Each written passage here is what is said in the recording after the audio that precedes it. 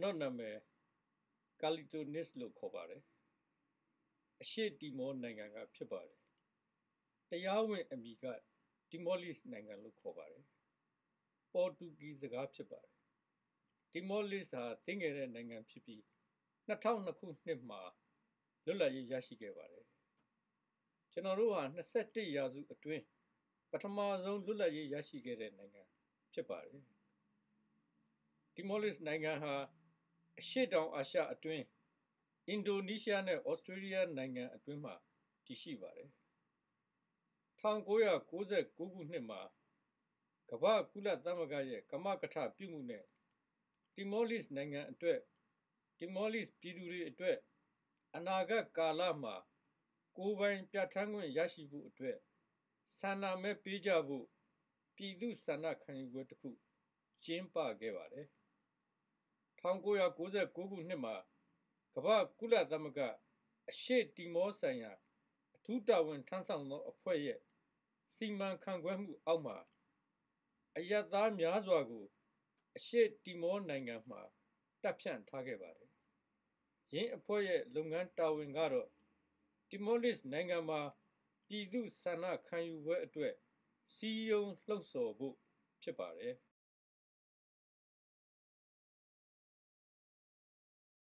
ဆန္ဒခံယူပွဲမတိုင်မီကာလသတင်း3ပတ်လောက်မှာစီယုံလှုပ်ရှားမှုဖြစ်စဉ်များရှိခဲ့ပါတယ်ကျွန်တော်တို့ဟာတိုင်းပြည်လွတ်လပ်ရေးအတွက်တက်ကြွလှုပ်ရှားကြသူများဖြစ်တဲ့အလျောက်တိုင်းပြည်လုံးအနှံ့ကျွန်တော်တို့ရဲ့စီယုံလှုပ်ရှားမှုများကိုပြုမှုလှုပ်ဆောင်ခဲ့ကြပါတယ်အလားတူပဲအခြားပါတီအဖွဲ့အစည်းများအစိုးရဗက်သားများနဲ့အင်ဒိုနီးရှားလိုလားထောက်ခံသူများကလည်းသက်ဆိုင်ရာအသီးသီးစီယုံလှုပ်ရှားမှုများကိုတိုင်းပြည်လုံးအနှံ့ပြုလုပ်ဆောင်ရွက်ခဲ့ကြပါတယ်ဒါပေမဲ့စီယုံလှုပ်ရှားမှုဖြစ်စဉ်အတွင်းတရားမမျှတမှုတွေရှိခဲ့ပါတယ်လွတ်လပ်ရေးလိုလားသူတက်ကြွဆောင်ရွက်သူများအတွက်တိုင်းပြည်အနှံ့စီယုံလှုပ်ရှားမှုများကိုလုပ်ကင်ဆောင်ရွက်ရန်အချိန်ကန့်သတ်မှုများရှိခဲ့ပါတယ်ထို့အတူလွတ်လပ်မှုလည်းမရှိခဲ့ပါဘူးအစိုးရနဲ့အင်ဒိုနီးရှားပြည်သူစစ်များကစစ်သားများစွာကိုတပ်ဖြန့်ချထားပြီးလွတ်လပ်ရေးလိုလားသူတက်ကြွဆောင်ရွက်သူများကိုအကြမ်းဖက်ဆန့်ကျင်မှုများပြုလုပ်ခဲ့ကြပါတယ်အလားတူပဲသူတို့ဟာလွတ်လပ်ရေးလိုလားသူတက်ကြွဆောင်ရွက်သူများကို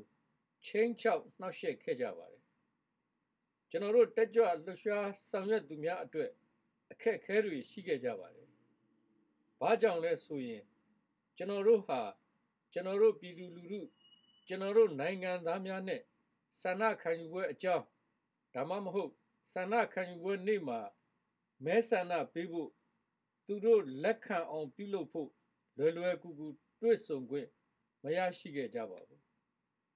ဒါပေမဲ့ကျွန်တော်တို့တက်ကြွလှုပ်ရှားဆောင်ရွက်သူများကသိခဲ့ကြပါတယ်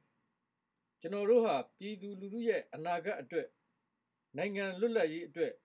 မဲဆန္ဒပေးကြရန်ကျွန်တော်တို့ဟာပြည်သူလူထုနဲ့ထိတွေ့ရမှာကိုသိကြပါတယ်ဒါကြောင့်ကျွန်တော်တို့ဟာ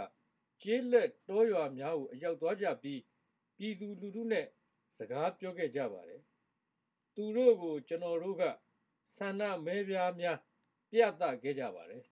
ဒီနေရာမှာဆန္ဒမဲပြားပေါ်မှာသင်္ကေတနှမျိုးရှိပါတယ်တစ်မျိုးကတော့ရိုးရာတီမောလစ်အိမ်ပုံဖြစ်ပြီးစကားရဝေါဟာရမှာလက်ခံသည်လို့ဖြစ်ပါတယ်အဓိပ္ပာယ်ကတော့ပေါင်းစည်းခြင်းသို့မဟုတ်အထူးအုပ်ချုပ်ရေးဖြစ်ပြီးလွတ်လပ်ရေးမဟုတ်ပါဘူးအခြားသင်္ကေတပုံစံတစ်ခုကတော့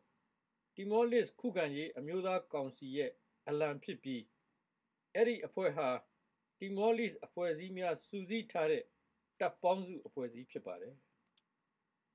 ပညာရေးရေချိန်နေတဲ့ပြည်သူလူထုအတွက်ဒီအရာဟာခက်ခဲပါတယ်သူတို့အတွက်ဘယ်တစ်ခုကိုဆန္ဒမဲပေးရမလဲဆိုတာခက်ခဲပါတယ်ဘာကြောင့်လဲဆိုရင်ဆန္ဒမဲပြားပေါ်မှာ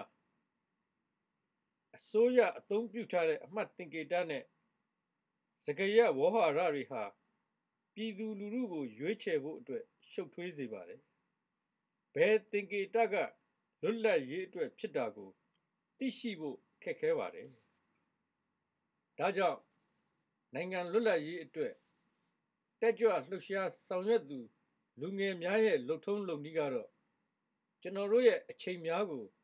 ညဘက်များမှာအမြဲတမ်းအသုံးပြုခြင်းပဲဖြစ်ပါတယ်ကျွန်တော်တို့ပြည်သူလူထုနဲ့တွေ့ဖို့သွားခဲ့ကြပါတယ်ပြည်သူလူထုကိုရှင်းလင်းပြပါတယ်ဒီလိုနဲ့ပြည်သူလူထုကနားလည်လာကြတယ်သူတို့အတွင်းမှာသူတို့ဖာသာသူတို့အမှတ်သင်္ကေတများနဲ့ရင်ပါကျွမ်းဝင်လာကြတယ်ဒီလိုနဲ့မဲဆန္ဒပေးတဲ့နေ့မှာသူတို့မဲဆန္ဒပေးနိုင်ခဲ့ကြပါတယ်ပြီးတော့ကျွန်တော်တို့အတွက်ဒီကိစ္စဟာခက်ခဲပါတယ်ကျွန်တော်ဆိုလိုတာကဒီကိစ္စဟာလုံခြုံရေးအတွက်အလွန်စွန့်စားရပါတယ်အစိုးရစစ်သားများပြည်သူစစ်များနဲ့အင်ဒိုနီးရှားအစိုးရကိုလူလားထောက်ခံကြသူများစွာရှိနေကြပြီးသူတို့ဟာပြည်သူလူထုကိုချင်းချောက်နှောက်ယှက်ကြပါတယ်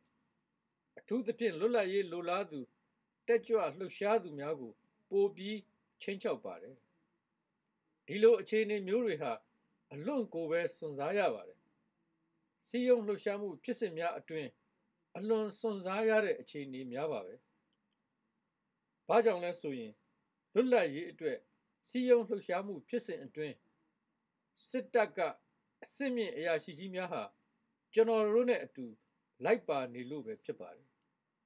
သူတို့ဟာပြည်သူလူထုကိုတစုံတရာတရားမဟောကြပေမဲ့ကျွန်တော်တို့စီယုံနေကြစဉ်အတွင်းဘာတွေပြောဆိုကြတယ်ဆိုတာကိုတော့သူတို့သိကျင်ကြပါတယ်ဒါဟာအမှန်တကယ်ပဲမတရားပါဘူးဒါဟာလွတ်လပ်တဲ့စီယုံရေးဖြစ်စဉ်တစ်ခုမဟုတ်ပါဘူးဘာကြောင့်လဲဆိုရင်ကျွန်တော်တို့မှာဘာအာဏာပါဝါမှမရှိပါဘူးဘာကြောင့်လဲဆိုရင်ကျွန်တော်တို့ဟာသေးငယ်ကြပါတယ်လွတ်လပ်ရေးလိုလားသူလှုပ်ရှားမှုအတွက်ထောက်ခံမဲ့အုပ်စုများကျွန်တော်တို့မှာများစွာရှိပါတယ်ဒါပေမဲ့ကျွန်တော်တို့မှာအစိုးရကိုပြောဆိုဖို့အတွက်ဘလို့တရားဝင်အဆောက်အဦမှမရှိပါဘူးဒါကြောင့်ကျွန်တော်တို့ဟာကျွန်တော်တို့ရဲ့အကောင်းဆုံးကိုပြုလုပ်ခဲ့ကြပါတယ်